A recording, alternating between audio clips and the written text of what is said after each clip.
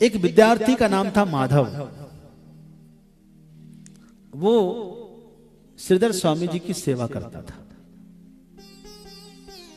एक दिन श्रीधर स्वामी अस्वस्थ थे, माधव सेवा करता था। उसी समय माधव के पूज्य पिताजी भी बीमार पड़ गए। संदेश आया, ये जाना नहीं थे चाहते थे छोड़कर, लेकिन श्रीधर स्वामी ने कहा कि बेटा नहीं, पहले पिताजी की सेवा करो, तुम जाओ। उनके पास कोई नहीं, यहां तो मेरे पास कई विद्यार्थी हैं, कोई न कोई सेवा कर देंगे, तुम जाओ। गुरु आज्ञा मानकर माधव को अपना घर जाना पड़ा और चले तो गए। इधर श्रीधर स्वामी की तबीयत ज्यादा खराब हुई तो भूल गए कि माधव यहां नहीं है। उनके दिमाग में नहीं रहा कि माधव तो घर गया हुआ है। अब वो माधव को पुकारने लगे, माधव माधव कुछ भोजन बनाओ, भूख लगी है। और कोई दूसरा विद्यार्थी आया नहीं। तब वो माधव तो चला गया था, लेकिन काशी में एक और माधव है जिसका नाम है विंदु माधव। पंचगंगा घाट पर विंदु माधव मंदिर है। ठाकुर श्री विंदु माधव जी माधव विद्यार्थी का रूप धारण करके सेवा में उपस्थित हो गए।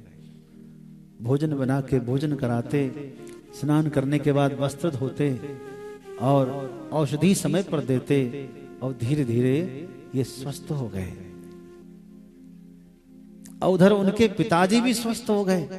तो माधव जब एक दिन आया तो देखा कि यहां तो चूल्हा चिताया हुआ है, सब कुछ व्यवस्थित है, गुरुजी भी स्वस्थ हो रहे हैं। तो माधव ने आते ही दंडवत प्रणाम किया और पूछा, गुरुदेव चूल्हा चिताया हुआ है, कौन भोजन बनाता है, कौन आपकी सेवा करता है? आप तो स्वस्थ हैं, मेरे पिताजी स्वस्थ हो गए, मैं अभी अभी आ रहा हूं।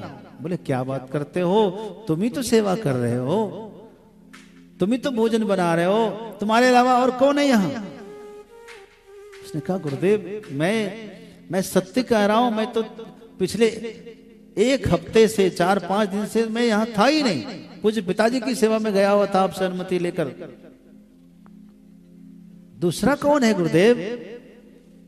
तब वो समझ गए कि माधव का रूप धर करके भगवान ने चमत्कार किया है।